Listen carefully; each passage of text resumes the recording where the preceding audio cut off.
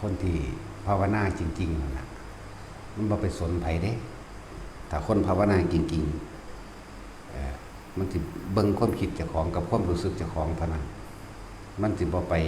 ทะเลาะเบาะแว้งถกเถียงกับไผแต่มันคือเอาหมู่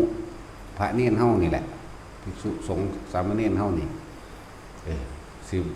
แต่มันคุยกันก็คุยกันว่าไปไสมาไสหรือบอกกันหรือถามหาของนั่นนี่สิบ่มีความคิดเห็นมาคมคีกันสิบ่เอาแพ้บ่เอาชนะกันเด้หรือถ้ามันคุยกันก็คือต้องสนทนาธรรมเกี่ยวกับประสบการณ์ตนเองหรือสภาวะต่างๆที่มันเกิดขึ้นกับตัวเองนี่จังถูกต้องแต่สิมาจ้องจะผิดผู้นั้นเฮ็ดผู้นี้บ่เฮ็ดนั่นบ่ถูกเด้อแล้วก็ลงความเห็นกันก็เพราะว่ามีความคิดเห็นเป็นใหญ่นั่นแหละมันจังค่อยถ้าตำหนิอันนั้นตำหนิอันนี้บอกแล้วว่าไปเสียดหยังบ่เฮ็ดหยังก็สร้างประเภทเดินจงกรมนั่งสมาธิภาวนาอยู่เบิดมื้อหั่งมักเบ็ดหยังก็ได้จังว่าเด้อหั่งมักแหละบอกรวมๆว่าถ้าคนภาวนาจริงๆเขาสิเบิ่งพยายามจับผิดตัวเองจับผิดความคิดเจ้าของเองให้มันกลับขึ้นมาอยู่ในความรู้สึกตัวมันจะบ่ไปตำหนิผู้ใดบ่ไปกันแกล้งไผบ่อีหยังนี่คือข้อวัดปฏิบัติของเฮานี่เป็นเรื่องภายในอยู่แล้วเรื่องภายในก็หมายถึงความคิดกับความรู้สึกเขานี่แหละนี่คือภายในก็ข้อปฏิบัติโดยมาตรฐานหรือทั่วไปก็คือนี่แหละ 6:00 นเตรียมตัวบิณฑบาตฉันในอาสนะเดียวฉันครั้งเดียวล้างบาตรยังเสร็จเรียบร้อยแล้วก็เข้าทางจงกรมของไผของมันเด้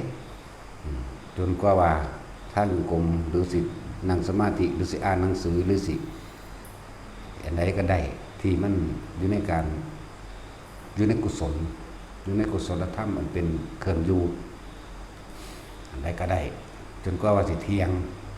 งแล้วก็ถ้าเมื่อยก็ขึ้นพักถ้ามันนั่นมีกำลังศรัทธามีกำลังวิริยะมีกำลังต่อเองเลยแต่มันขึ้นพักสำหรับผู้ขึ้นพักบ่าย 3ก็ต้องลุกขึ้นออกมาทำขอวัดประจำคือกวาดตาดหรือทำความสะอาดอันใดหนึ่งเสร็จเรียบร้อยแล้วกินน้ำกินนั่นนี่มันคุยกันก็คุยเรื่องธรรมคุยเกิดเรื่องสภาวะของตนเองนี่แหละอย่าไปอ่านหนังสือมาเถียงกันเด้ความรู้นั่นผู้ใดอ่านแล้วก็จดจำไว้แต่ปฏิบัติของไผของมันเด้บ่แม่นอ่านแล้วมาถกเถียงกันเด้บ่แม่นอ่านมาแล้วอันผิดอันนี้ถูกมาจับผิดจับถูกกันเด้อันนี้บ่เป็นตรงตามนั้นบ่ตรงตามนี่ธรรมะจริงๆนั่นน่ะก็คือประสบการณ์ชีวิตเจ้าของนั่นแหละบ่แม่นว่าเฮาไปจดจำมาหรอกอันจดจำน่ะเป็นแนวทางแล้วก็เอาไว้สอนตนเองเวลาเกิดสภาวะกับตนเองโอ้เพิ่นว่ามาแนวนี้แก่แนวนี้เป็นแนวนี้ว่างแนวนี้มีต่างหากบ่แม่นเอามาเถียงกันอันนั้นผิดอันนี้ถูกเพราะว่ามันเอาผิดเอาถูกเอาแพ้เอาชนะกันมันจึงเกิดข้อทะเลาะเบาะแว้งกันจึงว่าแม่นบ่าย 3กวาดตาดเสร็จเรียบร้อยสิสนทนากันสนทนาในธรรมเด้อย่าไปเว้าถ้าเรื่องโลกมันผ่านมาแล้วอันอาชีพนั้นอาชีพนี้เงินเดือนเท่านั้นเท่านี้บางที่ก็เอาเรื่องสั้นแล้วมาเว้าอวดอ้างกันผู้นั้นจบปริญญาผู้นี้จบนั้นจบนี้เงินเดือนเท่านั้นเท่านี้อย่าเอามาว่าเถอะว่าไปก็ว่าไปตายนั่นแหละบ่ได้ว่าไปไสดอกแค่นั้นแหละอีหยังก็ดีก็ยังว่าเฮาละความอยากได้อยากเป็นยังมีดีมีเป็นยังละลืมมันแล้วคนขึ้นมาใหม่เฮ็ดหยังนะแหละคุยกันแล้วก็แยกย้ายไปเฮ็ดส่วนตัวไผตัวมันหลังจากนี้ก็คือ5:30 นเตรียมตัวทำวัดรวมกันเป็นการทำกิจกรรมรวมกันเป็นการบอกถึงความสมัครสมานสามัคคีรวมกันทั้งเบิดที่ตึ้งภูเขามาปฏิบัติแม่ชีที่สงฆ์มื้อนี้สามเณรมื้อนี้น้องบวชหลายๆปีนั่นขาดทั้งวัดอยู่3 มื้อบวชเณรเด้นี่ขาดทั้งวัดอยู่3 มื้อนึงเด้อที่แรกลบว่าเพิ่นสิบ่ฮู้ติเพิ่นเอาไปตีพี่แล้วนี่ เท่านั้นแหละมือหนึ่งกับมีขาดอยู่ก็เรียกว่าเป็น3 มือเท่านั้นใน5 ปีขาดต้องบัด3 มือพวกเข้าในปีหนึ่งมันขาด3 เดือน5 ปีขาด3 มือแหละวายจังสัน5 ปีกว่าประมาณนั้นแหละจังว่าหลังจากเขาทำบัตรแล้วกลับลงไปสนทนากันค่ะโดยภาวินัยสนทนาธรรมกันโดยภาวินัยโดยประสบการณ์หรือสภาวะต่อของเองคุยกันแต่ว่าบ่ให้ไปยืนยันตัดสินเด้อฟังไว้ดีๆเด้ออย่ายืนยันตัดสินผิดถูกอย่ายืนยันตัดสินเพียงแต่ว่าเขาบอกสุดแลกกันละค่ะเพื่อบางที่ผู้นี้เจอปัญหาเป็นผู้นี้เป็นแบบนี้ผู้ชมข้างๆก็เจอพอดีก็มีนั่นสิกะน้อมนั่นมันเป็นความจริงของเขาเจ้าเป็นธรรมของเขาเจ้าแต่ว่าเป็นความจำของเขาแต่ว่าถ้าเขาไปเกิดแบบนั้นปุ๊บเขาก็เอามาแก้ตัวเองนั่นเองแต่จริงบอกว่าแต่ละคนเลยที่บ่ยืนยันสิว่าตัดสินไผเด้อนี่เห็นจริงๆก็ยังบ่ยืนยันตัดสินว่าจริงเด้แล้วก็บ่ถือเอาซ้ำบ่ถือเอาว่าจริงเลยเห็นจริงๆแต่เรื่องมันบ่จริงบ่ถือเอาว่าจริงพูดน่ะภาษาสมบับแวมๆนั่นแหละอย่างบอกว่าเฮาเฮ็ดมานี่ลมแล้วลมอีกในการทำสมาธิบ่ต่ำกว่าล้านเทื่อลมตั้งไม่คำว่าลมนี่คิดออกไปอีกแล้วมึงบ่อยู่ในลมเนาะมึงบ่อยู่ในความรู้สึกแห่งตนนะตั้งไม่ลมตั้งไม่ลมตั้งไม่เอาจังสั่นปั๊มกันไปปั๊มกันมาอยู่บ่ต่ำกว่าล้านซ้ำสงบนิดๆหน่อยๆอย่ามาเว้าเป็นธรรมดานั่นแหละยังมีอีกมากที่บ่ทันได้เว้าออกมานั่นนะแต่ว่าให้ทุกคนมันเป็นไปนำซะก่อนเหลืออีกเยอะเด้อจังพยายามบังคับบ่ให้คิดร่วมใหญ่บ่ให้ร่วมโดยบ่รู้สึกตัวบ่ให้มีจังซี่ก็บ่ทันได้เว้าเด้อตะกี้มันร่วมใหญ่ปึ๊บไปทั้งไม้ตลอดเว้าอยู่อันนี้เลิ่นว่าเพลินไปจนเกิดจับส้นจับเงินจับปลายบ่ได้บังคับบ่ให้มันร่วมเข้าไปแบบนั้นให้มันมีความรู้สึกตัวไปพร้อมกันโอ้แบบนี้อย่างซี่แหละแต่อยากให้ทุกคนเป็นไปเอาเองซะก่อนถ้าเอาไปก่อนมันสิเอาไปเถียงกันมันสิจำเอาแนวนี้ไปเถียงกันมันว่าท่านได้เป็นความรู้ของตนเพราะท่านได้เป็นความจริงของตนมันเป็นความจริงของผู้อื่นเอาไปเถียงกันอ่านในหนังสือหรือว่าฟังผู้อื่นมาก็เอามาเทียบกันเถียงกันนั่นแหละจึงเน้นย้ำว่าคนภาวนาจริงๆนะมันบ่สูงสิงกับไผดอกบ่ต้องไปจับผิดไผดอกจับผิดจับถูกเอาความเห็นเป็นไงนี่บอกมาตลอดอยู่เด้ทิฏฐุปาทานศีลพัตตุปาทานกามุปาทานอัตตวาทุปาทานบอกมาตลอดประจำเอาความรู้ความเห็นในตำราอาจารย์มากแล้วก็ความเห็นเจ้าของเป็นไงสรุปลงตามความเข้าใจของเจ้าของเองแล้วก็ไปยืนยันตัดสินเอิ้นว่าทิฏฐุปาทานเอาความเห็นของตัวเองเป็นใหญ่จาก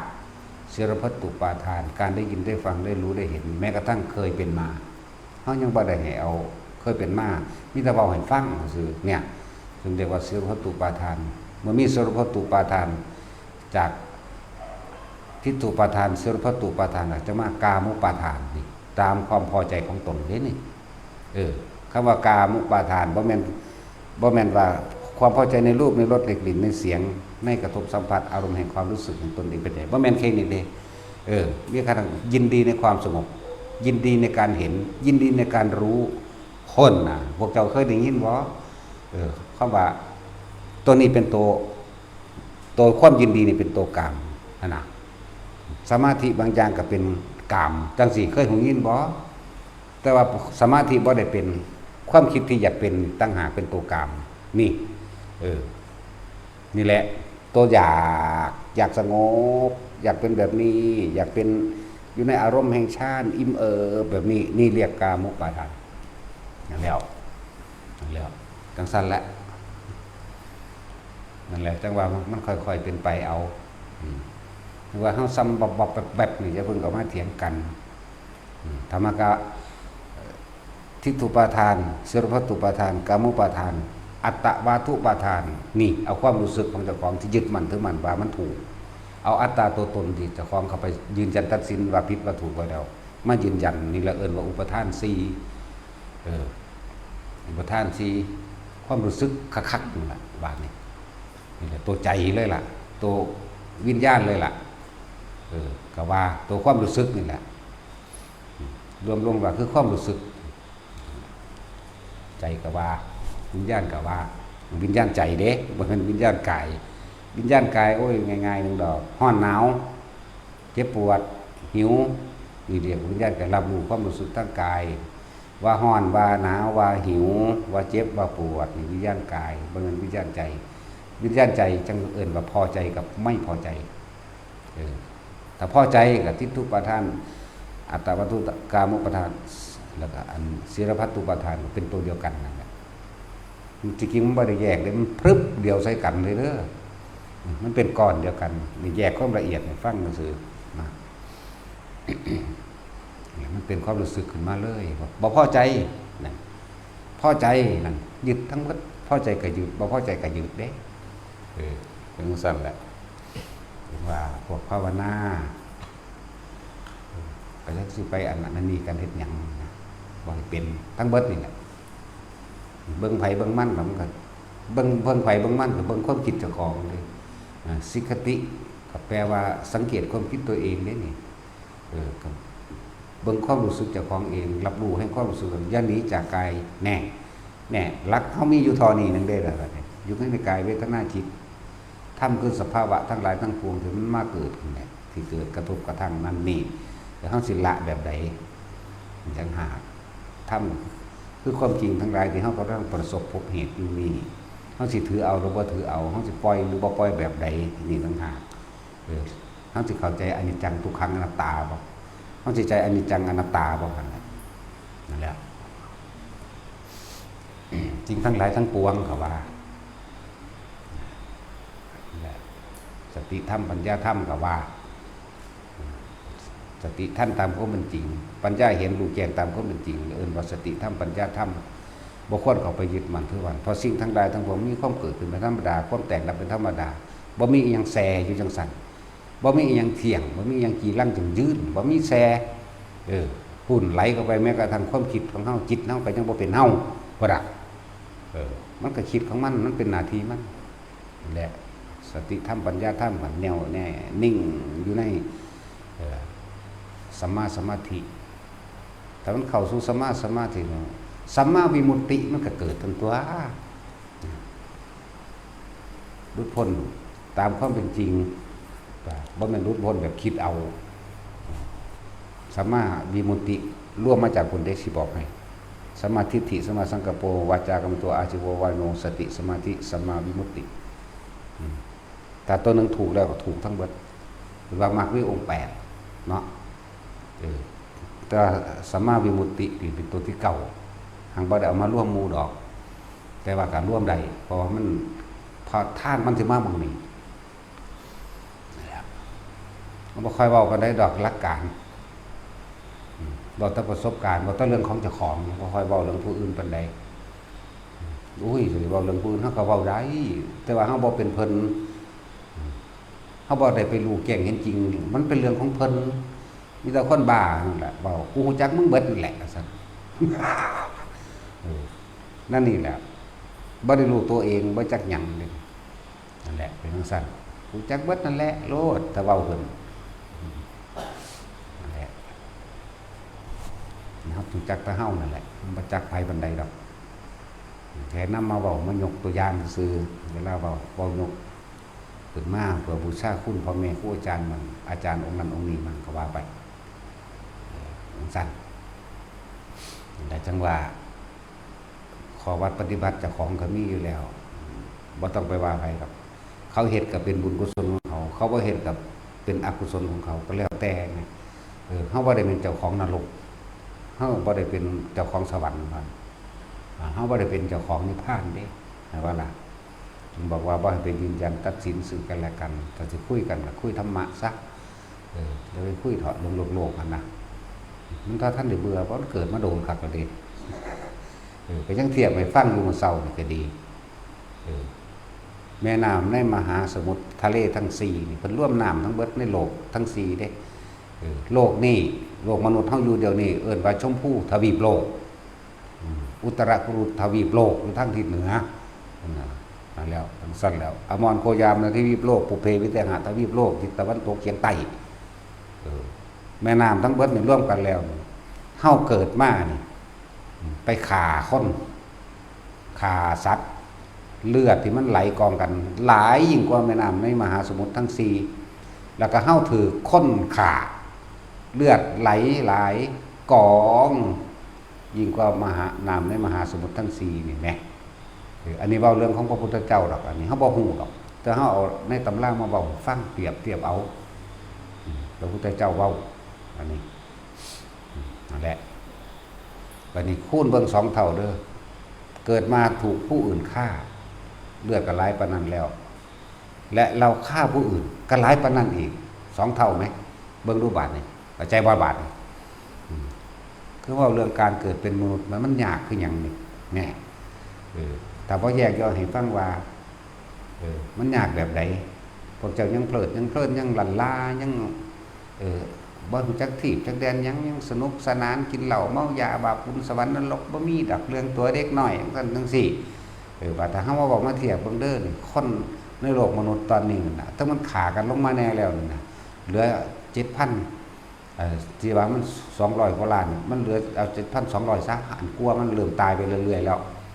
จังซั่นแล้ว 7,200 ล้านบัดนี้ยังนับจำนวนได้จากสำเนาทะเบียนโลกทะเบียนประเทศนี่ยังนับจำนวนได้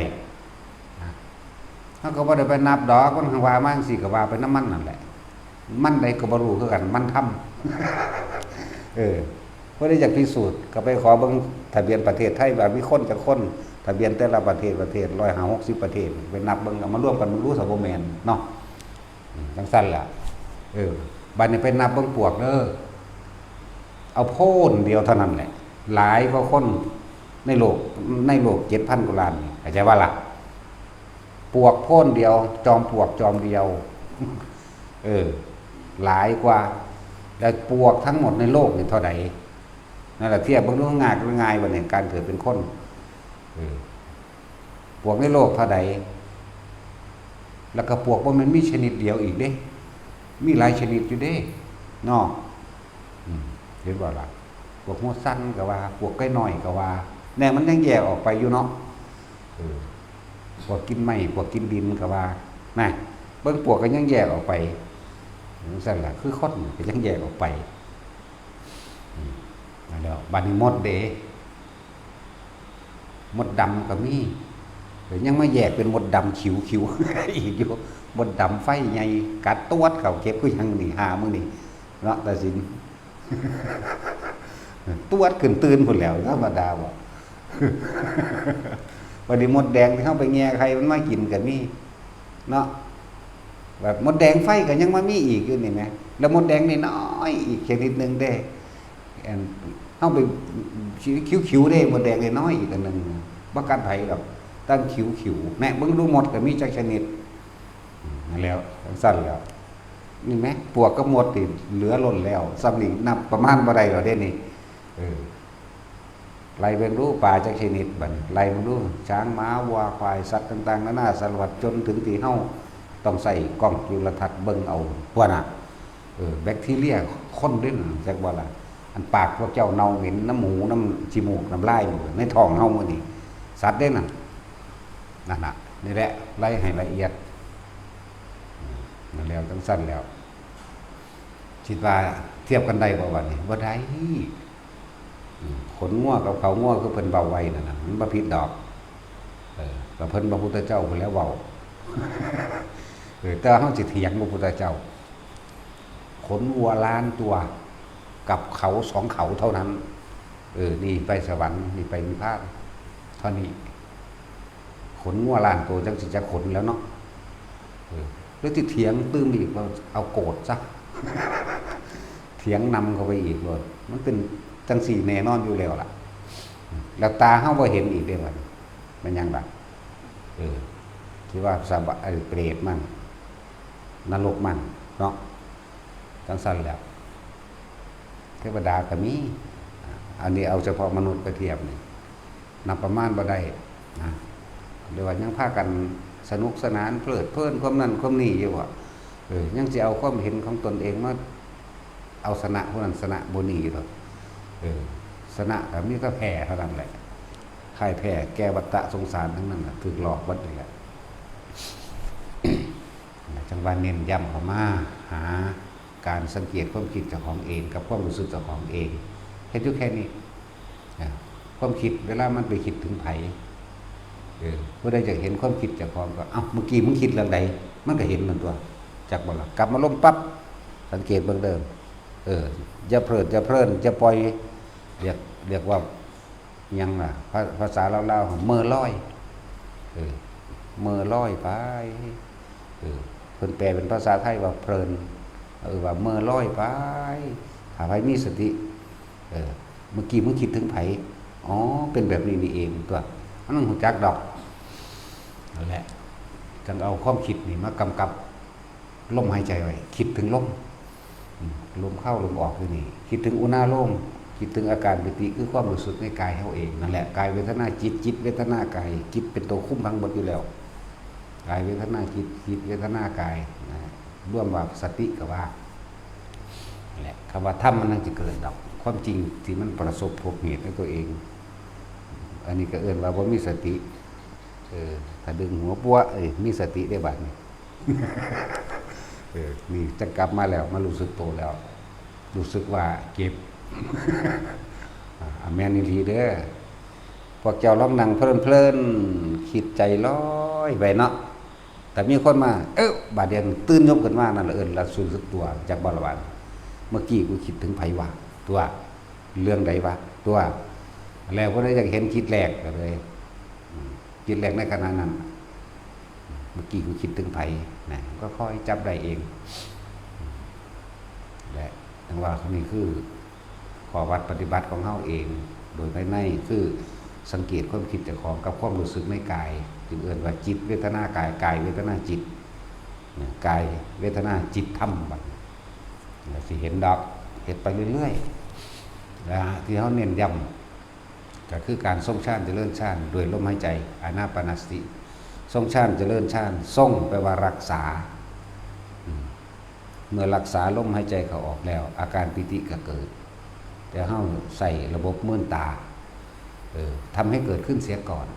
จ้องปลายจมูกทำให้เกิดขึ้นเสียก่อนถ้ามันเกิดขึ้นแล้วบัดนี้บ่ได้ไปจ้องเลยคือถิ่มวิธีทำเอาเฉพาะลมหายใจกับอาการปิติบัดนี้นี่แหละว่าสังเกตความคิดกับความรู้สึกของเจ้าของมีอยู่เท่านี้เอิ้นว่าสติกับว่าระลึกถึงลมหายใจกับความรู้สึกตัวนี่ก็ว่าจิตหนึ่งกับว่ารู้สึกตัวพร้อมกับว่าอันเดียวกันแหละเฮ็ดอยู่แค่นี้แหละเดี๋ยวมันก็เห็นความคิดลอยไปแล้วนั่นลุดไปแล้วลอยไปแล้วแอบไปแล้วเผลอไปแล้วกับว่าไปคิดถึงคนนั่นคนนี้สัตว์นั่นสัตว์นี่คิดถึงปรุงแต่งไปเดี๋ยวบัดอันนั้นแหละอ้าวพวกเมื่อกี้กูคิดถึงไผดึงกลับมาลงเห็นอยู่แค่นี้มันก็ค่อยๆจะเริ่มยิ่งขึ้นไปเองดอกเดินว่าทรงไปวันรักษาเอาไว้ประคองเอาไว้ทรงฌานจะเริ่มฌานวันนี้มันก็ค่อยตั้งมั่นไปก็เลยว่าจะเริ่มฌานก็แปลว่าเพ่งในร่มนี่แหละนั่นแหละมันก็ค่อยตั้งมั่นแล้วก็เกิดกลายเป็นสมาธิเองดอกแบบมันเฮาเริ่มชินแล้วชำนาญนี่แล้วก็เกิดกลายเป็นความตั้งมั่นแปลว่าบ่คิดถึงสิ่งอื่นหรือจิตร่วมมันร่วมอยู่ใส่จิตร่วมแปลว่าบ่คิดถึงผู้อื่นบ่กระจายความคิดออกไปถึงญาติถึงเรื่องราวต่างๆถ้าบ่กระจายก็เอิ้นว่าร่วมมันร่วมในร่มนี่กับอุณาโลมนี่สำหรับเฮาใส่หลักสูตรนี้เด้อกรรมฐานมี40เฮาตัดเอามาหม้องนี้ตัดเอาว่าเฮาต้องทำความรู้สึกให้เกิดขึ้นที่ใดที่หนึ่งจึงเรียกอีกศัพท์หนึ่งว่าฐานที่ตั้งแห่งจิต เพราะว่าสมาธิผู้ใดก็ว่าจิตตั้งมั่นจิตตั้งมั่นเนาะจักมันตั้งไว้หม่องใดตั้งมั่นอยู่ไสตั้งมันไปกกไม้บ่ตั้งมันไว้น้ำงัวบ่แต่กิตาสินมีงัวบ่นี่ขายแล้ว ถาดงัวนี่เรียกว่าตั้งมันไว้น้ำรถบ่น้ำหน้าบ่ตั้งไว้น้ำเรื่องเล่าต่างๆอยากให้เป็นบ่แม่นอันนั้นจักว่าล่ะตั้งมันไว้ในกายณจุดใดจุดหนึ่งที่เฮาเอามาตั้งไว้ตรงที่กลางหน้าผากนี่เองนี่เป็นเบื้องต้นเป็นหลักเป็นหลักแรกแต่ผู้ใดมันเคลื่อนหัวกับหัวผู้ใดมันเคลื่อนระหว่างกลางอกกลางกายแต่ว่าสูตรแรกหรือหลักสูตรแรกนี่เป็นพื้นฐานมันก็บ่อยู่ในพื้นฐานตลอดดอกมันก็ไปเรื่อยของมันอยู่แต่ยังได้กระช่างบ่นี่สรุปลงตรงที่รู้สึกตัวคำว่าตัวนี่เบิดร่างกายเฮานี่แหละนวงอยู่หัวกับตัวอยู่กลางหน้าผากกับตัวลงกลางสมองกับตัวกลางอกกับตัวไหลไปตามแข้งตามขาหรือมึนตึงไปบัดต้นประตูกับตัวนี่แหละว่ารู้สึกตัวนั่นแหละมึนตึงไปบัดโตใจจอยเราบ่ค่อยมีสมองเวลานี่ละปุ๊บเราจะมึนตึงไปบัดโตได้สึงหลึงบ่คิดหยังนั่นแหละคิดมาใดก็ทุกข์แล้วเอาแม้วะเนาะ สั่นแหละนี่แหละเป็นเบื้องต้นอธิบายเห็นอยู่แค่นี้แหละหลายๆอย่างมันสิมาเกิดเองดอกเรียกว่าปรากฏการณ์ต่างๆสิเกิดขึ้นทั้งรูปทั้งรสทั้งกลิ่นทั้งเสียงหรือว่าสภาวะเขาจะว่าสภาวะธรรมที่มันปรากฏขึ้นสินะปรากฏการณ์นะว่าปรากฏการณ์กับว่าอย่างคนบ่เข้าใจนะก็เลยต้องว่าหลายๆแปลหลายๆแบบปรากฏการณ์เกิดขึ้นกระทบกระทั่งเกิดขึ้นสภาวะเกิดขึ้นเห็นนั่นหูนี่นั่นแหละจังว่าถ้าเห็นแล้วเสียจังไดนะนี่ก็ทุกคนกับข้อเข้าใจไปหลายอย่างนั่นแหละแต่ที่เน้นย้ำคืออย่าไปเบิ่งผู้อื่นให้เบิ่งเจ้าของผู้อื่นบ่ได้เฮ็ดให้เฮาพ้นออกไปจากความเวียนว่ายตายเกิดได้เด้เขาบ่ได้เฮ็ดให้เฮาได้เด้หรือเฮาก็บ่ได้เฮ็ดให้เขาได้อีกนั่นบ่ซั่นเฮาก็เฮ็ดให้เขาบ่ได้ถึงจังว่าอยู่ว่ามันบ่แม่นเจ้าของนรกเด้บ่แม่นเจ้าของสวรรค์พร้อมเนาะเจ้าบ่ได้เป็นเจ้าของนรกเจ้าของสวรรค์เด้แล้วคือเขาว่าผู้นั้นถ้าไปทำบุญบางอื่นสแกนกรรมโลดตกนรกโลดโว้ย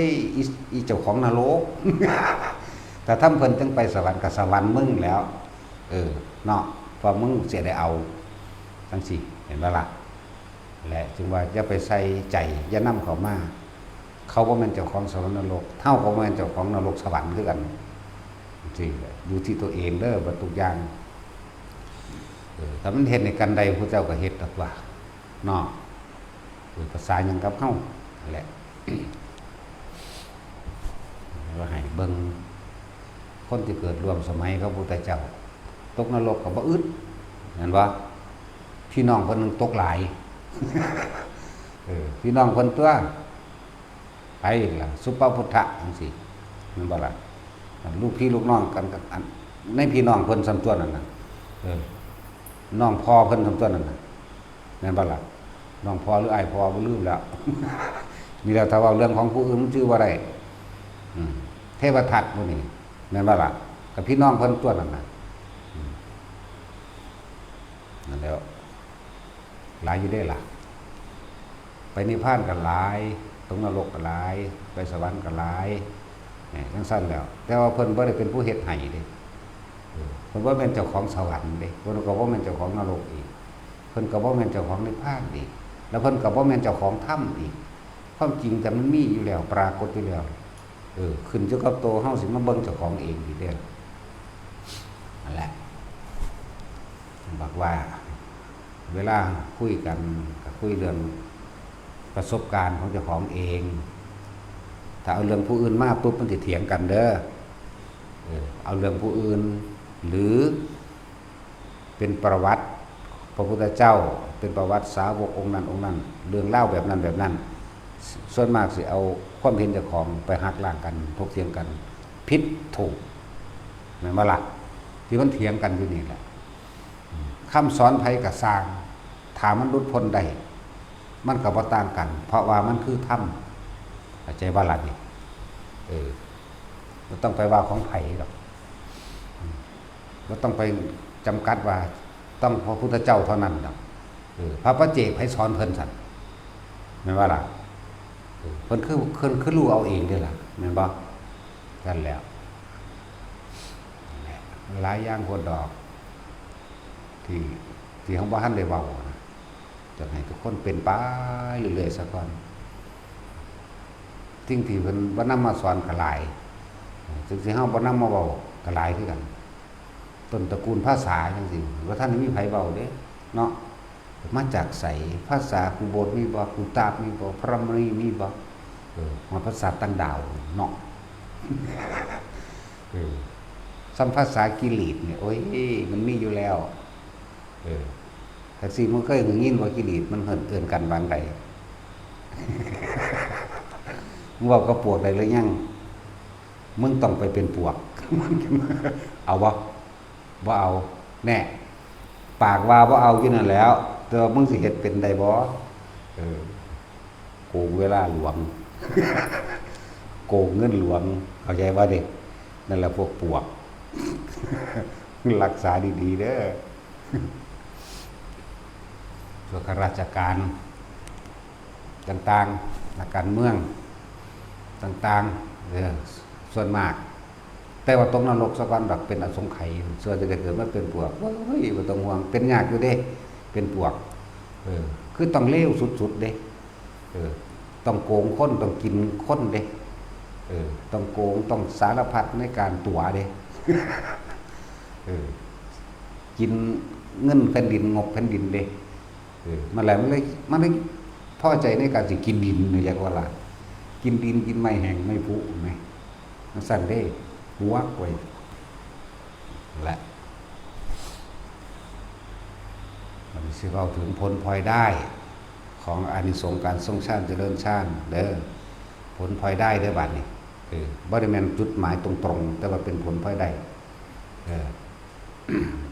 คนที่ทรงชาติเจริญชาติด้วยลมหายใจเข้าออกเป็นผู้มีสติอยู่กับลมหายใจเข้าออกประกอบไปด้วยมีอาการปิติเกิดขึ้นตรงกลางระหว่างคิ้วหรือปิติอย่างอื่นก็ช่างมันก็คอยแทรกแซงขึ้นมาเองดอกนะเป็นเหตุให้บุคคลทั้งหลายเราเป็นผู้เจริญด้วยโภคทรัพย์ทั้งหลายโภคทรัพย์เครื่องอยู่เครื่องกินเครื่องใส่เครื่องสอยตลอดทั้งอาชีพการงานเพิ่นเอิ้นว่าเจริญด้วยโภคทรัพย์ทั้งหลายด้วยว่าเมื่อเฮาอยู่ในลมหายใจอาการปิติเกิดได้ศีลในขณะนั้นก็เกิดขึ้นแล้วเป็นบริสุทธิ์จิตก็ตั้งมั่นดีแล้วเป็นสมาธิบุญได้เกิดขึ้นแล้วอันเป็นบุญใหญ่อันเกิดจากการภาวนาภพได้ดับลงในขณะนั้นไม่ต่อไปภพอื่นภวะแปลว่าภพนาแปลว่าใจมันหยุดคิดหยุดภพจากบลักบุญได้เกิดขึ้นแล้ว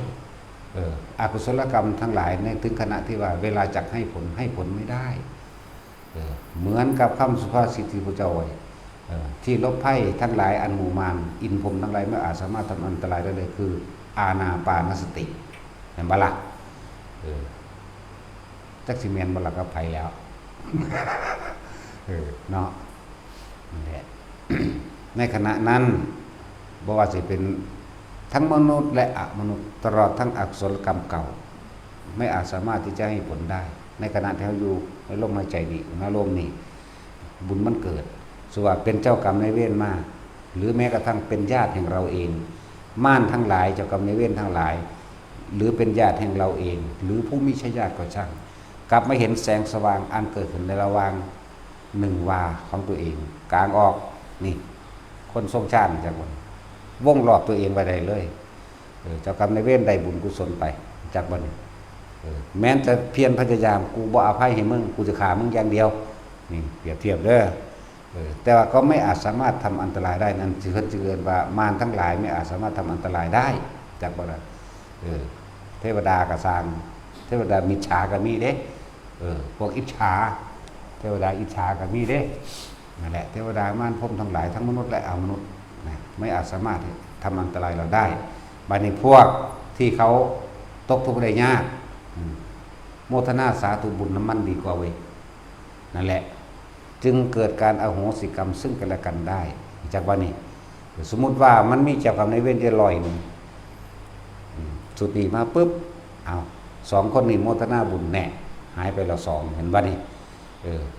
แล้วก็ค่อยๆหายไปเรื่อยหายไปเรื่อยเขามาโมทนาแล้วก็พวกที่เป็นญาติเท่าเดพวกดีเดแบบนี้เขาก็โมทนาเหมือนกันอยู่แล้วพวกนี้พวกดีนี่ได้เปรียบได้กำไรพวกนี้โมทนาน้ำแมงบัดอยู่นี่เห็นบ่โมทนาสมมติว่าได้ผู้ละ1คะแนนนี่ดีว่าดีได้หลายก็ผู้เฮ็ดมันโมทนา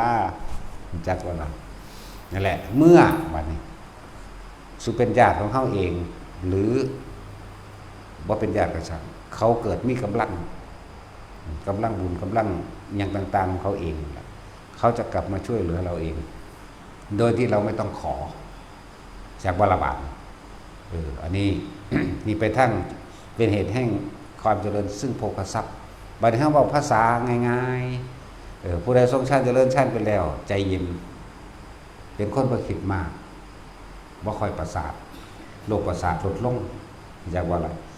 ก็เป็นคนใจเย็นเวลาไปติดต่อการงานการเงินกับผู้คนทั้งหลายมันสิมีสติในความเปรียบเทียบว่าอันนี้ควรอันนี้บ่ควรแต่ว่าใดดังใจจุดมันก็ใจเย็นคือเก่าจากว่าละและส่วนมากจักสมหวังมากกว่าในอาชีพในการเงินการงานนี่เลื่อนว่าเป็นเหตุให้เจริญซึ่งโภคทรัพย์การเงินการงานดีขึ้นเงินบ่ขาดมืองานกับบ่ขาดเขินค่อยๆเป็นไปเลื่อนว่าเป็นเหตุแห่งความเจริญซึ่งโภคทรัพย์อันนี้เด้อนี่เป็น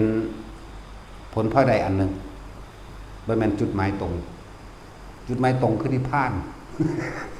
จักว่าล่ะนี่เป็นแค่ผลพลอยได้คนที่ปรารถนาพระนิพพานคนที่ต้องการจุดหมายนิพพานเดียวมันสิเอาแนวมื้อนี้ล่ะมาล่อมาลากเข้าใจบ่ล่ะล่อเฮาไว้ให้เฮาบ่มีเวลามาปฏิบัติธรรมเลยนะยากน้ำหนักเงินเอาไปมันเลยออกนอกตาก็มีจักว่าล่ะยากน้ำหนักเงินยากน้ำคุ้มงานยากน้ำลูกน้องนะจังซั่นแต่ถ้าคนเข้าใจเทคนิคในการปฏิบัติธรรมแล้วบ่ยากเลยการทำงานกับการปฏิบัติธรรมอยู่น้ำกันเลยจากว่าละไปพร้อมกันได้ด้วยบัดนี้นั่นแหละจึงบอกว่าให้ทุกคนมาฝึกเอาเด้อคำว่าปฏิบัติธรรมของเฮาเองคือการสังเกตความคิดกับความรู้สึกของเจ้าของ1ดอกโลกก็ไม่ช้ำธรรมก็ไม่เสียไปตีคู่กันเลยสะสมไปเลยตัวเสียวนิพพานเลยทีเดียวมันก็บ่ได้ดอกมันก็ค่อยๆเป็นค่อยๆไปนั่นแหละเพราะว่าหยังมันก็หลายอย่างอยู่ในเหตุผลกลไกของภัยของมันนั่นแหละโอ้ยยังยากอยู่โลดเนาะคันจะรวยอยู่นี่แล้วถึงสั้นแล้วมันหลายอย่างนี่คือเหตุเจริญแห่งโภคทรัพย์อันนึงนะเพราะเข้าใจแล้วว่าเทวดามารพรหมทั้งหลายว่าอาจสามารถทำอันตรายเฮาได้แต่เฮาทรงชาติได้แล้วเจ้ากรรมนายเวรหรืออกุศลกรรมเก่าเมื่อมาถึงแล้วว่าอาจสามารถทำได้จากบนเว้นตการมรณะอันนี้ห้วยตายก็ตายตัวมันตายในชาติไหมเนาะไปเลยตัวยังตั้งกับพรหมโลกแล้ววะยิ่งพวกฟังธรรมเรื่องสี่แล้วมันมีมรรคผลนิพพานมันมีโสดาสกิทาคาติดซอยหอยตามไปด้วยซ้ำแม้ว่านั่นก็ย่อมมีพระสูตรติดซอยหอยตามไปพร้อมเข้าใจว่านี่คือการได้ยินได้ฟังเครื่องนำทางแห่งชีวิตจากบางการได้ยินได้ฟังธรรมะเป็นดุจดังว่าแสงสว่างเลื่อนนัตติปัญญาสมาอาภานี่แหละแสงสว่างใดสิเสมอด้วยปัญญาบ่มีดอกนะนั่นแหละเฮาอาจจะสมมุติว่าคนตายในการทรงชาติหนึ่งเลื่อนชาติอันนี้ไปพรหมโลกสั้นใดสั้นหนึ่งแต่ด้วยการสั่งสมการได้ยินได้ฟังธรรมพุทธเจ้าอริยสัจสี่อนิจจังทุกขังอนัตตาเหตุและปัจจัยแห่งความเกิดและความดับและมันกะบรรลุข้างบนใดหนึ่ง คนที่บรรลุข้างบนพระอริยะเจ้าผู้ทรงฤทธิ์แสดงธรรมบรรลุเลยกันนี้สองสนทนาธรรมตามการโมเทพเทวดาทั้งหลายคุยกันเรื่องธรรมะคือเฮาคุยกันกับบรรลุได้สามใครควรโดยตนเองเห็นบ่ล่ะมันสั้นแล้ว นั่นแหละเหตุในการบรรลุก็ดีก็มีนี่มันจังหวะนี่มันมีผลพลอยได้เยอะแยะอีกผลพลอยได้อีกอันนึงเด้อว่าคนที่ป่วยเด้อคนที่ป่วยฝึกให้มันเป็นฝึกให้มันมั่นใจตนเองล่ะว่านิ่มนวลระวางกลางหน้าผากตัวเองเป็นแล้วนะบ่แม่นว่าเฮาเว้าเองโดยที่เฮาบ่เคยเป็นโตเฮาเองเคยเป็นมาแล้วปล่อยให้ใส่จริงมันแตกอยู่ได้ถึง16 มื้อเข้าใจบ่นี่เอาตัวเองได้ทดลองก่อนแล้วยังประจักษ์พยานก็มีเยอะแยะได้บัดนี้ที่เขามาเว้าให้ฟังว่าเขาเฮ็ดนำหลวงพ่อนี่ประจักษ์พยานเฮาก็มีผู้รถเหยียบขามุนว่าสิได้ตัดก็มีนั่นมานั่งอยู่หั่นบ่เพราะท่านเมื่อตัวใหญ่นั่นเด้นั่นผู้นั้นเป็นมะเร็งนั่นถามกันเอาเขาเฮ็ดจังไดจังเศร้าจักว่านั่นนั่งข้างๆกันกับเจ้านั่นเด้อรถเหยียบขามุนเขาสิตัดขาทิ้งสูดลมหายใจเขาวูบวาบมันขึ้นปึ๊บเห็นบ่หมอเขาก็ดึงเงินเห็นบ่เดือนเดียวเศร้าบ่เศร้าก็ตายคู่เป็นแต่น้อยใจเกิดมาตายอยู่แล้วจะไปเงินมันตายนุ่มหลังดีแต่หลวงพ่ออยากตายนุ่มๆนี่แหละพอดีตายคนเสียดายว่าเสียดายความรูปรอ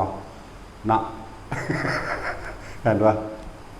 โอ้ยเราบ่อื่นคนให้น้ำก็แล้วกันหน้าแต่เขาบ่ให้น้ำไผ่ก็แล้วกันสั่นแล้วลมหายใจนี่เย็นเข้าไปและทำความรู้สึกจื้อไว้เด้อให้เย็นเข้าไปลึกๆในนี่วิธีทำให้เย็นเข้าไปลึกๆแย้มปากนิดหน่อยสูดลมเข้าช้าๆแต่ว่าให้จุดนี้ขึ้นก่อนเด้อนี่อันเน้นเจาะจงผู้นี้จุดนี้ขึ้นตั้งถ้าเป็นแล้วมันบ่พ่อเป็นหรือบ่พยักหน้าเนี่ยเป็นหรือบ่เป็นบ่พูดบอกว่าผู้นั้นมันเป็นอยู่แล้วอันผู้อ่อนขาเขาสิตัดทิ่มนั่นนะเนี่ยนะผู้ข้างๆกันนั่นถ้าตรงนี้เป็นแล้วให้เจ้าแย้มปากสูดลมหายใจเขาลึกๆซ่าๆแย้มน้อยๆมันสิเย็นเข้าไปในนี่และสิมีอาการคนลุกตามกระมับตามแต่ถ้อยวืดไปเรื่อยๆแต่เฮาเฮ็ดต่อเนื่องกันแค่1 นาทีในเดือนหนึ่งมีสิทธิ์เข้าใจบ่ล่ะบ่ต้องย่านดอกลูกเพราะว่าอย่างมันเป็นอยู่แล้ว แล้วมันก็ต้องตายอยู่แล้วบอกถ้ามันบ่เจ็บบ่ปวดก็เอาแล้วนะร่างกายเป็นร่างของโลกอยู่แล้วบ่โลกใดก็โลกอันหนึงแต่ว่าถ้าเฮาบ่เจ็บบ่ปวดคนเฮามันอยู่ได้เพราะว่าบ่เจ็บบ่ปวดเด้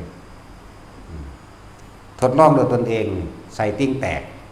หูจักฮอดเวลามันแตกหูจักจับได้เบิดทุกจุดนั่นล่ะเย็นจ้อยเข้ามาบางนี้บ่ได้เก็บเด้อ ผู้ใดอยากทดลองเบิ่งก็ไปแตกลองเบิ่งเด้อมันสิเก็บคือหลวงพ่อหรือบ่เก็บคือหลวงพ่อ บ่ได้เก็บเด้อมีแต่จี๊ดแน่ไก่พวกนี้ต้มน้ำมันมา ลวกให้มันเปื่อยเร็วกว่าเก่าอีกพอต้มน้ำร้อนใส่อันตะกี้อันพวกแม่ม่านบ่พวกออกลูกก็ได้ถุงน้ำร้อนน่ะเอามานอนติ่งเพื่อให้ความร้อนมันไปเห็นมันเปื่อยกว่าเก่าอีกส่งชามจากว่าล่ะพอตาจี๊ดแหน่เฮ็ดเรื่องสั่นพุ่นไปหาปลูกต้นไม้หดต้นไม้เสยแต่เด็กๆพุ่นแต่เด็กๆพุ่นเด้อเฮ็ดอยู่แมงเบิดมือเบิดเว้นนั่นแหละบาดมันปวดเข้ามาก็นั่งลงจักน้อยแย้มปากถือไว้เด้อผู้ใดนั่นวือขึ้นแล้วก็เคลื่อนคือว่าแล้วว่าผู้บ่ทันเป็นก็เคลื่อนบ่เป็นหมายถึงเคลื่อนความรู้สึกที่มันน่วงๆอยู่นี่เคลื่อนลงมากลบไว้ก็สิเปรียบเทียบว่ามันคือเฮาเอาลูกประคบมันประคบไว้นะมันสิเป็นคือยามชาไปเลยเด้แต่มันเย็นเด้วือไปเศร้าแล้วแบกสายยางหดต้นไม้ต่อ ขนาดนั้นได้เห็นแล้วแต่ร่างกายมันเป็นของเฮาอยู่แล้วมันคุมบ่ได้ดอกแต่ว่าคุมความรู้สึกทั้งใจนี่เฮามีวิธีคุมเฮามีวิธีกับมันเฮาก็คุมได้แต่มันก็จอยลงแหละกินอาหารก็กินปกติเด้กินปกติแต่ว่ามันเป็นอ้วนรัวอยู่น้ำหนังนี่ รู้จักว่าอ้วนรัวอะไรนี่เป็นน้ำตุ้งลวงน้ำหนังนี่แหมเพราะว่ากระเพาะมันแตกเว้ยมันบ่แม่นว่าติ่งแตกได้บาดนี้มันเป็นเปื่อยออกมาแล้วก็อักเสบจังซั่นแล้วอยู่หาวิธีจังได๋สิบ่ปวดจังซั่นแหละ สุดท้ายก็เอาไปพาน้ำหมอหารไปพาน้ำหมอหารตอนก็บ่ได้เก็บด้วยล่ะขนาดยาสลบนอกหลังว่าสีด2บ่นอกเด้บ่สลบพร้อมเว้าหยอกเขาเฉยเขาบอกดมพร้อมก็ดมดมก็เว้าหยอกหมอเฉยอยู่นี่ล่ะทั้งดมทั้งสีดมีแต่ว่าโอ้ยพาโลดบ่เจ็บดอกมีแต่บอกเขาว่าอันขาโตนแล้วบ่เจ็บแล้วพาเลยก็ทั้งพาทั้งส่วนเขาไปก้อยกินน้ำกันแล้วเขาบ่ได้พาหน่อยๆเด้มันบ่ได้แม่นดัดใส่ติ่งแล้วมันอักเสบแตกบักใหญ่เปื่อยอะหยะแล้วพี่ก็พาลงมานี่เขาก็แหวกออกเขาก็งัดขึ้นมาได้ว่าซั่นแล้วบางตับเป็นตะกินคือหยังนี่แซ่บๆเป็นตาแซ่บคือหยังเด้ออุ้ยเอาไปก้อยกินหน้าว่าหาบีมาใส่ยังว่าอยู่เด้อเขาก็ดึงเส้นนั้นดึงเส้นนี่ไขมันเขาก็ดึงออกสูบน้ำออกได้20กว่าลิตรน้ำที่มันค้างได้นี่แปลประหลาดบ่ล่ะ20กว่าลิตรเด้อ22ลิตรนี่แหละแล้วน้ำที่มันค้างตุ้งรวงตั้งล่างนี่แหมมันไหลออกพี่มันไหลออกเท่ากับปาดออกเลยปาดนี้เดี๋ยวแถมซ้ำมันยุ่มมันกระเพาะน้อยก็เก้าอีกหามมันหยิบบ่ได้มันปาดออกกว้างยุ่มเบาเลยคือลูกโป่งนี่แหละคือปากลูกโป่งไหมก็ยิบซ่อนพุ่นแซนพี่แบบนุ่มเข้ามาซะก่อนได้ต้วมยอมเข้ามาก่อนไม่เห็นเบิดได้ล่ะส่วนเขาว่าใส่ของเขาตัดออกคือใส่กรอกอยู่เว้ยผู้ใดมากินใส่กรอกทำมันหลุดเบิดแล้วเพราะเอาไปทอดเขากินไหม แต่ตาเป็นทั้งส่วนเขาก่อยอยู่ เขางัดออกมาเป็นพ่วงแบบไงเลยบีก็เห็นเบิดเป็นโอ้บีก็มีว่าจะแสบแต่ว่าก้อยหน้าเฮาอ่ะก้อยกินตับแล้วมันเป็นเรื่องธรรมดาเป็นตลกคบขันไปเลยตอนที่เข้าผ้ากันนักเดียมซื้อเด้ว่าได้เจ็บว่าได้ปวดอีกอย่างเป็นนักเดียมหยอกหมอเฉยอยู่หมอเขาก็หัวอยู่ว่าสั่นคนไข้อารมณ์ดีบัดนี้มันกับเป็นตะมีกำลังใจตัวเนาะสั่นแหละพาอยู่น้ำหมอหารว่าอยู่โรงพยาบาลอำนาจแต่อีหามันตายแล้วรู้อีหมอฝึกใหม่เนี่ยเพิ่นผู้ยิ่งดอกโอ้ยหลวงพ่อมีบ่ได้อยากไปหามันล่ะหมออยู่มันเป็นผู้ยิ่งดอกแต่มันสื่อว่าแมงไงดอกหรือมันตายแล้วบุ๊บ่ม้วน จะไปที่ไหนไปเลยว่าสั่นโรงพยาบาลอำนาจนี่แหละอีหานปีพศใดจนบันทึกไว้แต่มันสื่อวางใดเวลามันออกโดนมันอยู่ใส่เลยคนป่วยไปกับคักบ่คักกะสร้างถ้ามันเบาได้น่ะสักตายเลยก็มีมันบ่ให้กำลังใจไปเป็นจักสิเข้ามาหาแม่มึงหยังกับมึงนี่นิสัยบ่ดีปานนั้นเนาะเหมือนคนเจ็บอยู่เนี่ยแต่มันเว้าม่วนน่ะโอ้มันเป็นไรถึงมือหมอแล้วโอ้ยนิดหน่อยเองเว้าไปมันก็อ่อนมันก็ใจดีทั้งตัวคนแหมอันนี้คนที่ตายจนเสือกไปเว้าตายเลยก็มีแต่เฮาลงห้วยอีห่านี่หนีหน้าแล้วจังได๋กูสิลงไปถีบมัน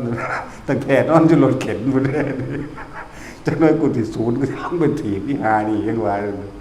โอ้ยอย่ามาเป็นหมอนั่นเป็นหมาซะสั่นแล้ว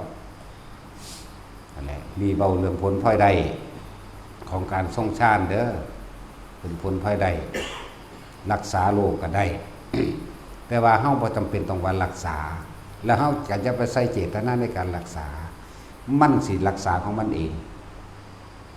มันสิรักษามันเองนั่นแหละเฮ็ดไปเถอะบ่แม่นสวดโพธิ์ช่องแล้วสิเศร้าเด้ โพชฌังโคสติสังฆาโตธัมมานังบ่แม่นสวดแบบนั้นเด้นั่นเป็นวิธีทำที่เพิ่นสอนให้เฮาทำเอาเฮ็ดเอาเด้นั่น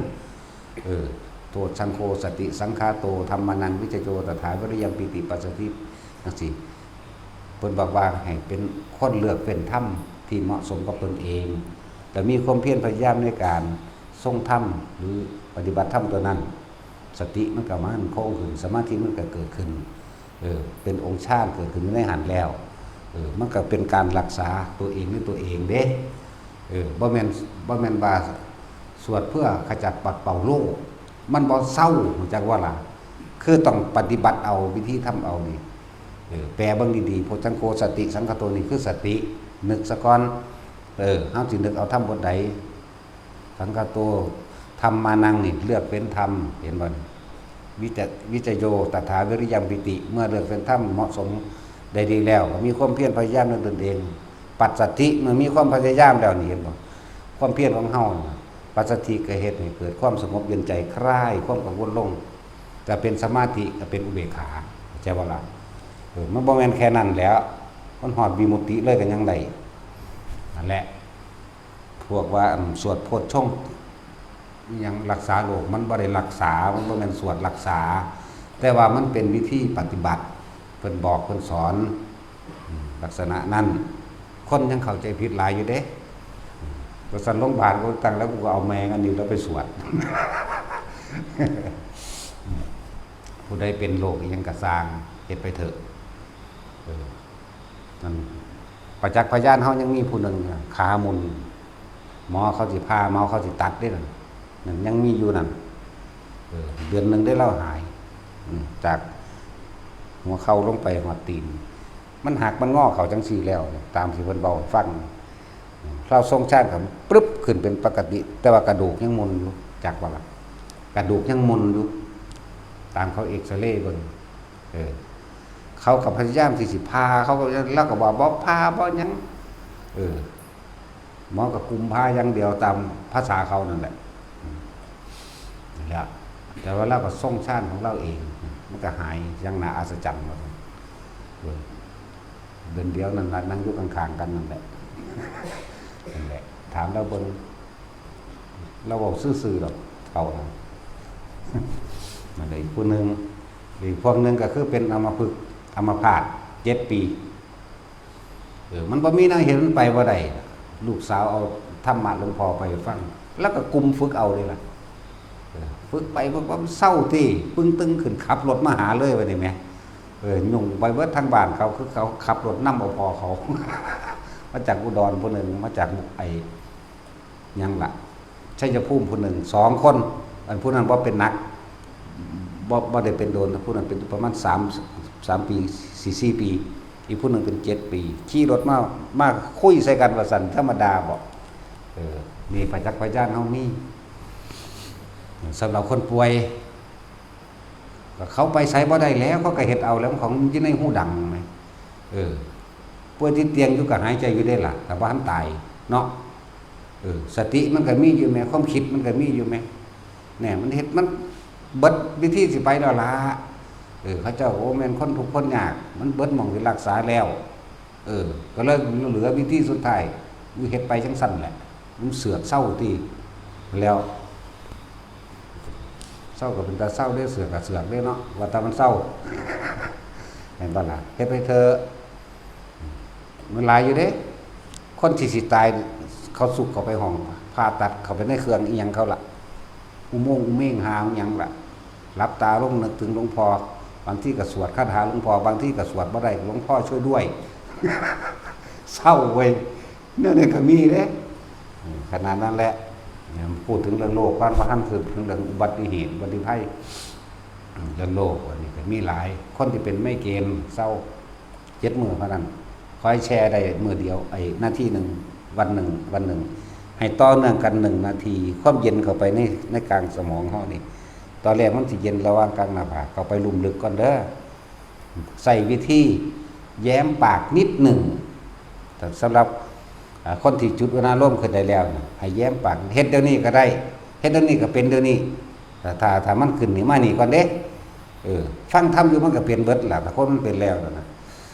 แย้มปากนิดนึงนี่วืดวืดวืดขนลุกคือวืดวืดขึ้นรถดับนั่นแหละเวลาไปอยู่ผู้เดียวเอาเต็มที่เลยวันนี้วืดวืดวืดอยู่หั่นย่างน้อยๆวันละ1 นาทีต่อเนื่องฟังดีๆบ่เอาหลายเด้หน้าที่เดียวนั่นเด้เอาแต่ว่าเอาต่อเนื่องอย่าให้มันขาดหน้าที่จากวันนี้นั่นแหละเฮ็ดไปเถอะโลกยังกระสร้างมันเศร้าก็ดีบ่เศร้าก็ตายเศร้าก็ตายบ่เศร้าก็ตายให้เก่าล่ะถ้าเว้ามันสุดอะไรเฮ็ดไปเถอะแต่ตายในความหมายมันต่างตายอยู่เด้อตายด้วยความเกลียดตายด้วยความโกรธตายด้วยความเร่าร้อนกังวลตายด้วยความห่วงทรัพย์สมบัติพระสถานนรกวัดแต่ตายด้วยความมีอารมณ์ดีจิตดีทรงชาติตายเพราะมันโลกเป็นอย่างต่ำเอาแล้วปฏิบัติกับตายว่าปฏิบัติกับตายแต่มันต่างตายอยู่หนทางระยะทางมันสั่นกว่ากันในการที่เขาสู่นิพพานมองสิบ่ทุกข์อีกเลยเป็นสว่าเกิดทุกข์ทั้งนั้นเกิดเป็นยังกระสางทุกข์ก็เก่าพวกเจ้าว่าเทวดาอินพุ่มเขาก็ทุกข์ทุกข์มันเป็นยังสิบ่ทุกข์เวลาว่าเขาเจ้าสิตายเขาเจ้าสิให้ไปสู่ที่ชอบเด้อเด้ไปสู่สุคติเด้อเนี่ยสุคติของเขาคืออย่างมนุษย์เด้มนุษย์เป็นภพภูมิที่สมบูรณ์ทุกอย่างแล้วสมบูรณ์เลยบัดทุกอย่างนี่แหละโลกภัยกับเก็บกับสมบูรณ์ในนี่อันนี้จังทุกขังอนัตตากับสมบูรณ์อยู่ในนี่แต่คนมองเห็นความสมบูรณ์คือสติสมบูรณ์ใดมันก็พ้นใดไปเลยคือกันนี่เลยถ้าเอาสิ่งทั้งหลายแล้วนั่นอันเป็นธรรมชาติเกิดขึ้นตั้งอยู่แตกไปดับไปเขามาประดับเป็นสติเป็นปัญญาเป็นความจริงยอมรับกับมันเองแล้วมันก็บ่ทุกข์บ่ร้อนมันก็ปล่อยว่างคลายจางคลายออกได้ตัวนั่นแหละนี่พูดถึงคนที่เป็นโรคฝึกเอาเฮ็ดไปถ้าผู้ใดเป็นแล้วถ้าผู้ใดบ่ทันเป็นก็มาฝึกเอาทั้งได้เป็นเหตุแห่งความเจริญซึ่งโภคทรัพย์ซึ่งเป็นเหตุแห่งความให้โรคภัยไข้เจ็บนี่นักๆก็เป็นทุเลาเบาบางลงจนถึงกับหายได้บางคนว่ากำหนดตาย15 มื้อเด้อมัน15 ปีแล้วท่านตายอยู่ก็ยังมีอยู่เลยล่ะนั่นแหละมาเฮ็ดเอานี่สำหรับโลกสำหรับเรื่องอุบัติภัยต่างๆเพราะว่าสิเป็นรถชนหลายเคสแล้วรถชนที่คนได้ฮู้ข่าวหลายๆแน่ก็คือบักลำเพิ่นวงศกรเด้ซั่นมันก็เห็นว่ามันประจำอยู่แล้วเนาะผู้ใดก็กว้างๆแน่ข้อคนได้เห็นเนี่ยมันดังกันรถส้นรถตู้มันเด็ดสัตว์แต่ว่าธรรมดารถต้องแลนแง่เข้าไปนี่ต้องบีบมันไว้แต่ว่ามันเป็นนั่นคือพาออกมาได้นั่นแหละคือความอัศจรรย์อันนึงแต่ถ้าอธิบายได้อยู่องค์ชาติที่ห่มมันไว้ปึ๊บตัวนี้มันสิพาออกมาเลยพาวัตถุออกมาได้เลยแล้วก็มันนั่งอยู่ข้างล่างจังซั่นแล้วนั่นแหละนี่สำหรับพวกอุบัติเหตุต่างๆบัดเฮาเลยไปอีหยังยกความดีให้กับปาฏิหาริย์เนาะเป็นอิทธิปาฏิหาริย์ก็องค์ชาติเจ้าของรักษาเจ้าของเองสำหรับคนที่หูกว้างไกลๆแน่มันมีชื่อเสียงมันเป็นนักร้องทั้งนักล่ำนั่นแหละคนสิรู้จักหลายมันก็ออกข่าวให้เบิ่งไหมสั่นละนี่เป็นตัวอย่างหนึ่งตัวอย่างพวกเขาบ่ดังกับบ่อึด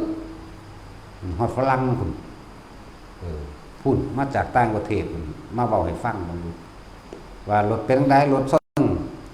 กระเด็นไปตั้ง20 เมตรเนาะซั่นบ่แม่นมันว่า30พุ่นว่าซั่นเอาหนักกว่าเก่าอีกตัวนึงว่าเลื่อนน้อยๆอยู่มือนี่มันก็เว้าให้ฟังได้ว่าเป็นจังได๋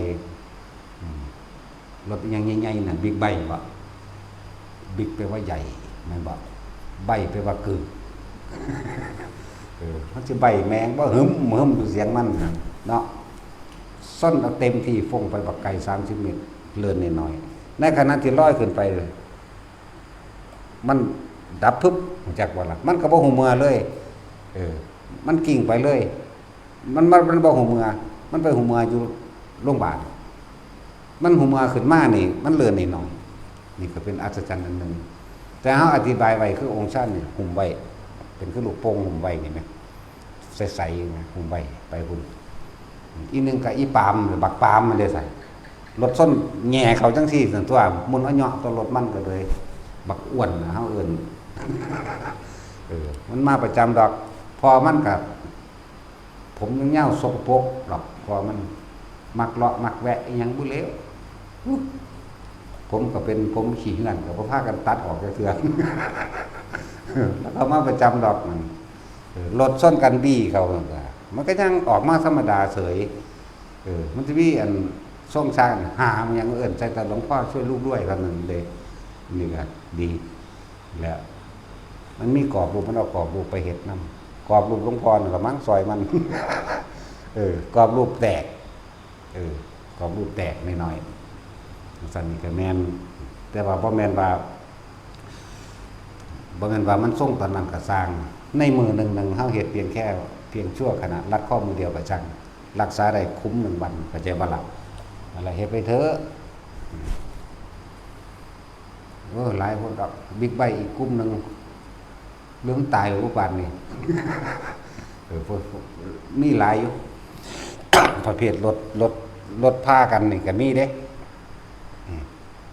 รถนี่พาเครื่องกันไปเลยแต่ว่าแปลกขนาดเลยมันบ่ได้ไปส้นเขา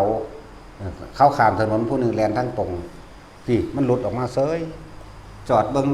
ผู้นั้นก็ข้ามไปเซยธรรมดาอยู่นี่ก็เป็นความประหลาดอันนึงนั่นแหละเขามีพยานกันแล้วกันนะอุ้ยอยากให้เขาเฮ็ดกักหลายเว้าก็เบิดเอารถเนาะเฮ็ดเบิดก็สร้างแมงนะเนาะจักสิว่าว่าอากนี่เขาเฮ็ดอีหยังกระดอกกระเดียเดี๋ยวถ้าหิแมงเป็นหยังเนาะมันก็เกิดมาเองตายเองอยู่มั้ยนั่นล่ะอันนี้คือผลพลอยได้จากการทรงชาติเจริญชาติแต่ว่าจุดหมายตรงเฮาคือหยุดความคิดปรุงแต่งในความอยากได้ดีไม่เป็นใช่ป่ะล่ะคือบ่เกิดอีกเลยมีจุดเดียวนิพพานตัวนี้แต่ผลพระใดมันก็มีนั่นแหละแต่ทั้งใดก็สร้างทั้งมนุษย์และอมนุษย์ก็เริ่มมีความรักให้เฮาปกป้องคุ้มครองเฮาเองเด้นี่ก็ผลพระใดเด้นี่อมนุษย์สิเป็นเทวดาก็สร้างพวกสัมภเวสีพวกเปรตหยังก็สร้างบักจักมาอยู่ใกล้เฮาเด้แต่ว่าถ้าคนยานก็ว่าผีหลอกอีกแล้วถ้าเจ้าบ่มีบุญจ้างเขาก็บ่มาดอกเด้อสิบอกให้เด้อจ้างเขาก็บ่มาผีกับผีจนกับจนลำบากลำบนมันสิเอาหยังมาเอาน้ำเฮาคนมีบุญเท่านั้นเทวดาก็อยากอยู่ใกล้สัมภเวสีก็อยากอยู่ใกล้ผีเปรตก็อยากอยู่ใกล้เขาบ่ได้มาหลอกเด้อพวกเห็นผีพวกเห็นเปรตนั่นน่ะเขามาขอบุญส่วนกุศลเขาอยากอยู่ใกล้นั่นขอบ่ขอมันให้บ่ให้ก็สร้างถ้าได้อยู่ใกล้แล้วมันเปรียบดุจดังว่าได้เข้าพึ่งพาร่มเงาไม้ใหญ่มันห่มมันเย็นจากว่าล่ะมันสั้นแล้วถ้าคนเฮาว่าขอบุญนี้จงถึงแต่ท่านผู้นี้ก็ว่าไปถ้าเห็นนั่นน่ะมันก็หายตัวหนีดอกมันนั่งวาบออกไปเห็นดอกเห็นกับตาก็เห็นมาบ่แห้งนั่นแหละเปลี่ยนสุดเบิ่งเลยก็ได้บ่แม่นใส่กางเกงเด้คำว่าเปลี่ยนสุดมีแตะหนังห่มกระดูกมากสิขอบุญนี้จงถึงแด่ท่านผู้นี้ซ้ำนี้หนึ่งเด้อล่ะเปลี่ยนร่างใหม่เลยบักงามมาเลยลอยเวียนรอบสะกอนกลับลงมาไหว้สะกอนแต่จังค่อยๆลอยเลื่อนนี้ออกไปจังสิเอิ้นว่าเปลี่ยนสุดบ่แม่นถอดเสื้อผ้ากางเกงเด้ คนซุมื้อมันนั่งปึกหนาสาวโหดอยู่เนาะแต่ว่าอธิบายจังซี่ว่าจักหยังอีหลีบ่แม่นเปลี่ยนสุดบ่แม่นเอานี่เสื้อผ้ามึงเปลี่ยนสุดใหม่ซะมันแม่นแบบนี้เปลี่ยนร่างเลยเป็นงามขึ้นมาเลยบางพวกคือคนหลอกหนังนี่บ่ว่าคือคนแล้วก็คนหลอกหนังคักๆนี่แล้วจักเลือดจำหนองน้องน้ำเหลืองอาหยะอยู่ขอผลทานบุญกุศลคนดีจนถึงท่านผู้นี้เท่านี้นึงได้ล่ะมันก็เปลี่ยนกันมางามๆแล้วได้ล่ะบ่ว่าหญิงบ่ว่าชายมีหลายเยอะแยะแหละเฮ็ดไปเถอะนี่ก็เรียกว่าผลพลอยได้อันนึงก็คือบ่ว่าสิทั้งมนุษย์และอมนุษย์ก็เป็นที่รักที่พอใจของเขาไปทั้งใดเฮาก็มันมีความรู้สึกว่าคนพูดเขามาสัมผัสกับเฮาเองรู้สึกว่ามันสบายใจ ทั้งที่ด่าได้นี่เนาะแม่นว่าล่ะด่าเท่าใดหังมาทั้งเท่าแล้วภาษาโลกเขาว่าด่าภาษาธรรมเขาบอกว่าเขาว่าบอกว่าสอนคือเขาแปลว่าเอาความจริงว่ามันฟังแต่โลกมันวางสั่นผู้หันเข้ามาตั้งถ้ำนี่ยิ้มหัวถ้าถึงได้เรากินข้าวแซ่บนั่นหลับเนาะกับพวกสันดานมาเนี่ยห้าวเขาเกาอีกมันจึงรู้จักอย่างเรียกว่านั่นแหละเป็นธรรมดาโลกนี้มีทั้งคนเลวและคนดีคือจังเฮาส่วนมาปฏิบัติธรรมจังสิสิไปยังไว้ยากมันยากนี่บ่มีเวลานี่พวกโมทนาบ่เป็นจากมันแต่ว่าไปวัดนั่นไปนี่ไปหาสแตกนี่พวกโมทนาบ่เป็นต่างหากเห็นบ่แต่คนโมทนาเป็นโอ้ยข่อยไปนำบ่ได้ดอกสาธุนำเด้อนี่ยังพ่อโมทนายังสามารถเอาบุญเวลาเขาอุทิศได้เวลาเป็นเปรตอยากบ่ล่ะเป็นเปรตเป็นผีมากก็ดีจังซี่อย่างแล้วบ่ต้องห่วงดอกกับเทวดาอินทร์พรหมเขาโมทนาอยู่แล้วเพราะเฉพาะเขาได้เป็นตัวเขาเป็นผู้มีความยินดีเขามุทิตารวมตลอดเพราะยินดีบ่มีอิจฉานี่เขาก็ไปพวกว่าอิจฉาริษยาที่โอ้ยเจ้าของไปแจกมันก็ว่าบ่ได้ขอได้ล่ะแต่ว่าบาดสูเป็นผีสปันเดอร์สูสิได้ซูนบ่นั่นแหละบ่ได้ซูนก็แล้วกันสิซูนทางใดในมหาเวทีพุ่นแล้วพวกจังซั่นมันก็บ่ได้ดอกเวลาเฮาอุทิศไปก็ดีมันบ่ได้อยู่แล้วหลายๆอย่างอยู่ดอกแต่จุดหมายตรงคืออาศัยองค์ฌานนี่การเพ่งอยู่ในอารมณ์อันเป็นหนึ่งนี่ทำให้จิตหนึ่งเพ่งอยู่ในอารมณ์ที่เป็นหนึ่งอยู่ในฐานที่ตั้งให้จิตเลิกเกิดเป็นสมาธิแปลว่าจิตทั้งมันตั้งอยู่ไหนตั้งอยู่ในกายส่วนใดส่วนหนึ่งก็เลยสำหรับเฮาใส่หลักสูตรตั้งอยู่ตรงกลางระหว่างหน้าผากเฮานี่เองเดินว่าอุณาโลมแหละ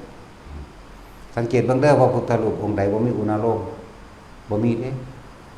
จากว่าล่ะมีทุกองค์เนาะนั่นแหละเอานี่แหละพวกเขาหาเงินเขาก็ว่ายังเรียกจักรวาลพลังทรัพย์เปิดตาที่3จักระว่าเด้จักหาแมงบอกมึงสอนให้คนโลภหลงงมง่ายกว่าเก่ากันนั่นน่ะเฮาสอนให้เอาออกเด้เฮาบ่ได้ให้เอาเด้โยคะว่าเด้สั่นแล้วนั่นแหละเป็นวิธียังก็ว่าบางพวกว่าเมื่อจุดตรงนี้ขึ้นให้คิดถึงเงินในบัญชีว่าเด้ตายแน่ๆมันสิได้ไปเป็นผีเป็นเปรตมันคิดถึงเงินในบัญชีจังซั่นแล้วมันไปใส่ทั้งความโลภมันบ่ได้นี่แหละบ่อยากได้ทางใดแล้วสิบอกให้นี่แหละบ่อยากได้ทางใดพวกนี้เหมือนกันกับโลกที่เฮากำลังเป็นนี่นะฝึกไปเรื่อยๆบ่จำเป็นต้องบอกว่ารักษาโลกเราบ่ต้องเป็นจำเป็นต้องไปอธิษฐานว่าให้โรคหายมันหายเอาเองนะยังว่ายังอธิบายมากนั่นแหละเจ้ากรรมนายเวรให้อโหสิกรรมไปเรื่อยๆมันก็ค่อยหายบ่หายก็ตายเท่านั้นแหละมี2อย่าง หายก็ตายคือเอาเด้บ่หายก็ตายจะต่างตายเด้อทุกคนเกิดมาตายอยู่แล้วไปทำนายถึงวัดเดี๋ยวนี้เพิ่นว่าบ่ให้ทำนายเด้เนาะพระเจ้าเป็นบาดูก่อนภิกษุทั้งหลายพวกเธออย่าชอบประมาณในการบุคคลเพราะการประมาณในการบุคคลจะนำทุกข์มาให้พวกเธอเมื่อภายหลังนั่นก็แม่นความเพิ่นแต่ว่าทำหน้าโหลดสวนกันโหลดเนาะทุกคนเกิดมาตายเบิดบ่เหลือหมาก็ตายว่าแต่คนรถแท็กซี่ฝึกเอาเฮ็ดเอาบ่มีไผเฮ็ดไผได้พวกเจ้ามาเกิดเองบ่มีไผเห็นให้พวกเจ้าเกิดตัณหาและอุปทานของพวกเจ้าเองความสมรู้ร่วมคิดเจตนาในการกระทำร่วมกันจึงมาเกิดเป็นพ่อเป็นแม่เป็นลูกเต้าเล่าหลานเป็นผัวเป็นเมียเป็นคู่เป็นอาจารย์ก็ว่าไปนั่นแหละกุศลกรรมกับอกุศลกรรม2อย่างเนี่ยมาสมรู้ร่วมคิดนำกันเมื่อถึงเวลาแล้วก็หมุนสู้กันเหตุอันคนควรทุกอย่างย่อมมีเหตุทำทั้งหลายย่อมเกิดจากเหตุเกิดจากใจเกิดจากคิดถ้าสิหยุดเหตุก็ต้องหยุดคิดเฮ็ดจังใดสิอาสังคตธรรมใด หยุดคิดถึงสิ่งทั้งหลายทั้งปวงนั่นแหละเอิ้นว่าอสังคตธรรมนั่นแหละมองสิพ้นได้แต่เฮาต้องมีวิธีกุศโลบายหลอกลวงความคิดเอาลมหายใจเป็นเครื่องหลอกเอาอาการปิติเป็นเครื่องอยู่เป็นอาหารแห่งใจเลื่อนบาวิหารธรรมเขาว่าปิติเป็นอาหารของหมู่พรหมเด้อเขากินปิติเด้พอภาษาเฮาซื่อๆเด้อิ่มด้วยอาการปิติสุขเรื่องสั่นปลื้มเรื่องสั่นจากบ่ล่ะเลื่อนว่าอาหารของหมู่พรหมทั้งหลายคือปิติพวกใดฝึกทรงชาติเจริญชาติเป็นบ่เอาดอกซ้ำสวรรค์หาหกสั่นบ่เอาพรหมเลยจากบ่ล่ะเอามาอย่างมันหน่อยต่ำเนาะแต่สิที่สุดเลยพุ่นบ่เอาอย่างเลยพุ่นทั้งคักนั่นแหละเพื่อสิคืบข้านเข้าไปสู่จุดสูงสุดคือบ่กลับมาเกิดนั่นคือจุดสูงสุดคือนิพพานเท่านั้นนอกนี้เป็นแค่เครื่องอยู่เครื่องเล่นคนเฮามันบ่ทันได้ตายเฮ็ดจังใดมันสิบ่ฟุ้งบ่ซ่านเฮ็ดใดสิบ่ฮักผู้นั้นสั่งผู้นี้บ่ผิดบ่ถูกกับผู้นั้นผู้นี้นี่แหละจึงหาวิธีอื่นว่าทรงชาติเจริญชาติหรือวิหารธรรมก็ว่าไปนี่ให้มีเครื่องอยู่คนเฮานั่นน่ะเรียกว่าอาหารแห่งความรู้สึกเอาเน้นย่อจอเข้ามาอีกความรู้สึกของคนเฮาส่วนมากนะรักคนนั้นห่วงคนนั้นเกลียดคนนั้นอยากให้คนนั้นตายมีความรู้สึกพอใจกับไม่พอใจกับบุคคลสัตว์สิ่งของอันอื่นดินฟ้าอากาศฝนกระสูนให้มันได้ดีใจกับมันก็ได้แต่ฝนตกหลายน้ำท่วมตกแม่ยังกระดอกกระเดียแท้นั่นเห็นบ่อารมณ์บ่พอใจเป็นบ่แต่ฝนตกมาดีใจเด่นน่ะตั้งสี่ในแม่สิได้ให้ดำหน้าต้นไม้ต้นกล้าปูสิดีแม่นว่าล่ะแน่ฝนก็ยังเป็นอารมณ์ใดแดดก็เหมือนกันเป็นพวกพ่อข้าบ่มักฝนเด้เนาะพวกพ่อข้านั่นถามพญาค้อนพวกพ่อข้าแต่ฝนตกมาจมเด้ทั้งฝนทั้งลมได้มานำกันเนาะอุ้ยนั่นนี่ฟ้าบ่ลึงตึงตื่นมาแมงยังย่ำนี่ว่าเด้กระเสยมันมาย่ำใดเจ้าของบังคับมันบ่ได้แม่เนาะให้สั่นแล้วบึ้งลึงบึ้งตั้งบ่ได้ว่าเด้ให้สั่นแล้วนั่นแหละคนเฮาที่มีความรู้สึกสองพอใจกับไม่พอใจบุคคลสัตว์สิ่งของดินฟ้าอากาศและเรื่องราวต่างๆของผู้อื่นบ่เคยอยู่นำตัวเองอยู่แต่กับผู้อื่นสิ่งอื่นแต่อาการปิติของเฮานี่เรียกว่าอยู่ในตนอยู่ในกายแห่งตนนี่กายเวทนาจิตเวทนากายอยู่เฉพาะของมันเองแล้วเฮาสิเห็นสิ่งทั้งหลายทั้งปวงมันก็เกิดมันก็ดับเองดอกเอิ้นว่าธรรมกายเวทนาจิตธรรมแต่ผู้ใดอยู่มีสติระลึกรู้ในความรู้สึกแห่งกายใดคนที่ตายในลมหายใจใดบ่กลับมาเกิดจากบ่ล่ะเป็นอนาคามีไปเลยเบิดอารมณ์ในความยินดีพอใจในรูปรสกลิ่นเสียงตัดขันธ์ห้าตัดสักกายทิฏฐิโตเดียวเท่านั้นนะครับมีอย่างว่าอันนี้ส่วนโซดาบันเขาเอิ้นว่ายอมรับความตายซื่อๆนี่แต่ว่าความอะไรยังมีอยู่หันใจว่าคือแท็กซี่ล่ะเนาะยังคิดฮอดเมียอยู่เด้ว่าล่ะว่าได้เมียผู้เดียวนี่สิจากได้ผู้อื่นอีกว่าไกลจากได้คือเก่าเด้อบ่ได้ว่าสิพ่อผู้เดียวเด้ออีขี้เกียจหาวมึงฟังไว้โลดนี่เป็นความจริงหรือสิบอกใครมึงบ่กล้าตัวมึงดอกกูบ่ตัวมึงดอกแต่ว่าถ้ามันเว้าคักเกี่ยวผู้เดียวแหละแต่ตาซึ่งเงียงเบิ่งอีกผู้นึงป้าตัวอีดีก็ว่าได้เหลือเบิ่งเมียเจ้าของกูควรขี้เกียจป่วยเรื่องสัตว์เติมอยู่เนาะว่าแท็กซี่มึงตัวอะไรไอ้สัตว์แล้วให้เมียมันตีมันประกาศตีเมียเนาะ